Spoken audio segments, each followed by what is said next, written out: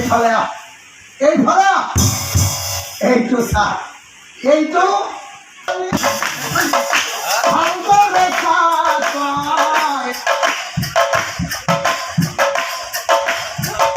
মানুহৰ সন্তানীটো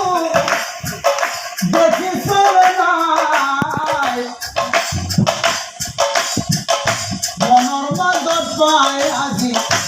লৈ আহিলো মই মনৰ মাজত পাই আজি লৈ আহিলো মই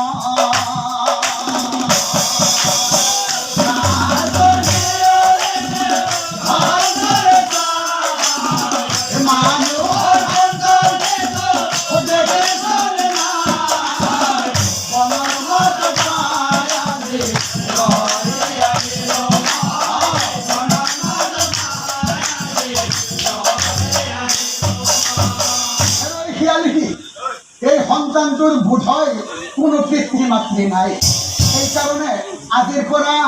এই সন্তানটোক তই আমাৰ পোৱালি দুটাৰ লগতে পালন কৰিবি